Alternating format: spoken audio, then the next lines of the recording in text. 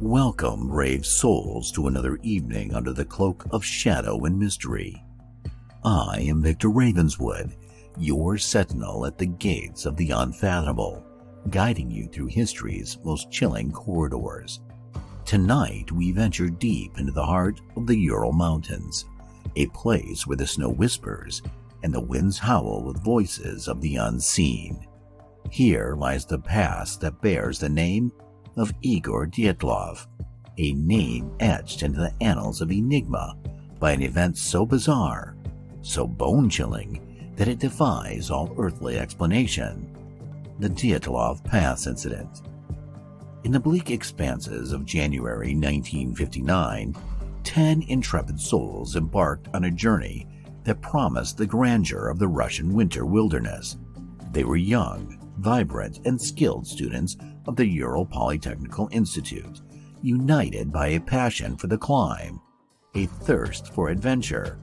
But the mountains, mute and ancient, hold secrets not meant for mortal ken.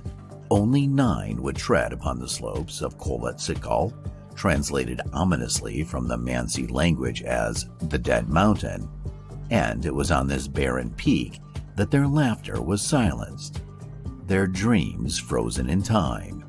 As we unravel this tapestry of terror, stitched together with threads of fact and fable, ask yourselves, what dread force could compel experienced hikers to flee into the frigid night?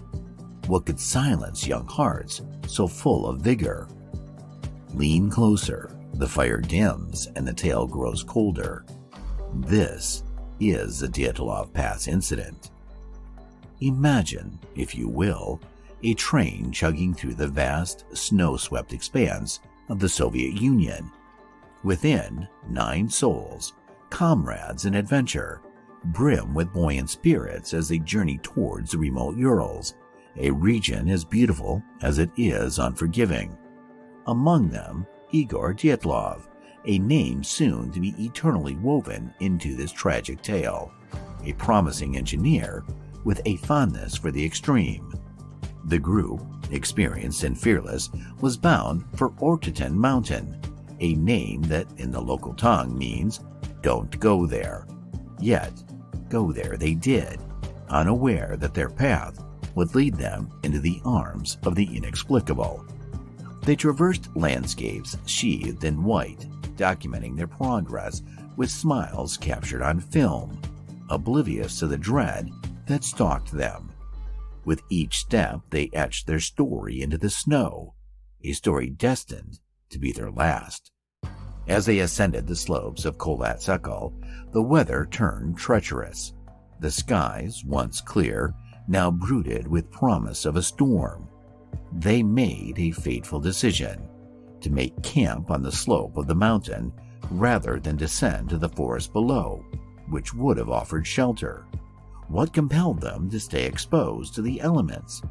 Was it confidence, or was it something else? A whisper in the wind that we, so far removed by time, cannot hear. It was here, at this elevation, the air thin and biting, that the light-hearted entries in their journals ceased. Camera film, found much later, revealed images of the hikers making camp, their faces etched with a seriousness that belied the joviality of their earlier expedition. And then, other eyes, perhaps, watched them from the darkness. Witnesses in the valleys below reported seeing orbs of light, undulating, dancing across the night sky. What were these celestial anomalies? Trickery of the light, or harbingers of doom? On the night of February 1st, the curtain rose on an act of desperation and horror that would leave the world bewildered for decades to come. The echoes of that night still reverberate, a cacophony of unanswered questions and unspoken fear. Prepare yourselves, my friends. The heart of the Enigma beats with a cold and dreadful rhythm, and we are about to feel its pulse. In the ink-black embrace of the Russian night, where temperatures plummet to a deathly chill, something stirred. An unseen terror, a force potent enough to fracture the sanctity of the hiker's haven, turning it from a refuge into a tomb. It was an ordinary evening turned macabre, the canvas of their tent slashed from within as if to escape an internal nightmare made manifest. Clad only in their undergarments, some barefoot, the hikers fled into the gnashing teeth of the frostbitten wilderness. What profound dread could have driven them to such madness? To dash into the deathly embrace of the cold, leaving behind everything they needed to survive. They scattered, some seeking the deceptive safety of the tree line, others succumbing to the cold in a futile bid for solidarity. Their bodies, when found, would lay bare the inexplicable story, a tableau of enigma. One could not but ponder, was it the cold that claimed their lives, or the very shadow of terror itself?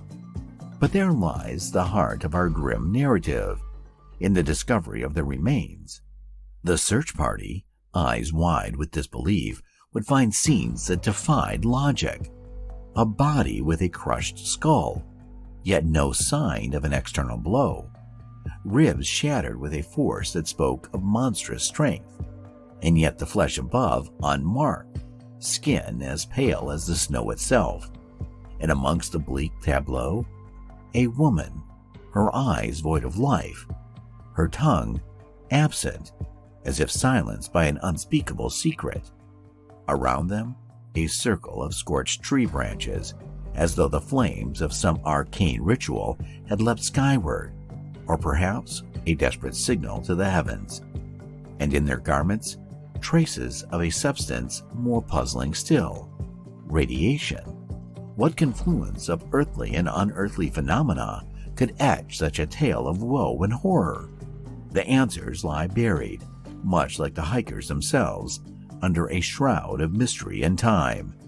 We stand now, my friends, at the precipice of the unknown, peering into the abyss of the Dyatlov Pass.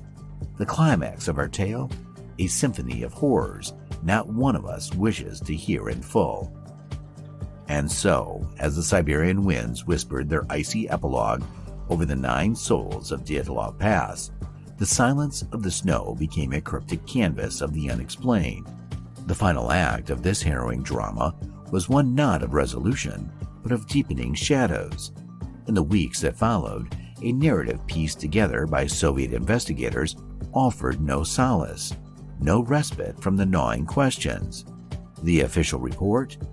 A conclusion that spoke of an unknown compelling force, served only to fan the flames of speculation. Families mourned, the nation grieved, and the mountain stood silent, its secrets locked beneath a mantle of white. The hiker's journey was scrutinized, dissected by experts and laymen alike, each with their own theory. Avalanche, infrasound, tribal vendettas, even encounters with the unknown. Yet each hypothesis wilted against the strange, stark facts. We are left with an enigma that reaches beyond the veil of death, transcending the very bounds of science and understanding. The Dyatlov Pass Incident remains a cold case in the literal sense, unsolved but never forgotten. Its legacy lingers, a perpetual chill that no sun can warm. And what of the mountains? They have watched silently as the decades passed, unyielding to the pleas of those who demand the truth. Perhaps they guard the secrets of that fateful night jealously, as a reminder that there are forces in this world that defy human arrogance, that whisper of our own mortality. So we close the chapter on this tale of the Dyatlov Pass, knowing that the pages will never be truly sealed. The whispers of those lost continue to echo, carried by the wind, felt in the shiver down our spine when the cold seeps in. With a heavy heart, I bid you, my companions in curiosity, to ponder the fragility of our existence and the strength of our spirit to seek the truth. May we find solace in the search, if not the answers. Until we meet again to explore the dark corners of history, keep your wits sharp and your mind open. I am Victor Ravenswood, your escort to the edge of the explainable, and this has been Chronicles of the Cryptic. Good night, and let the mysteries be.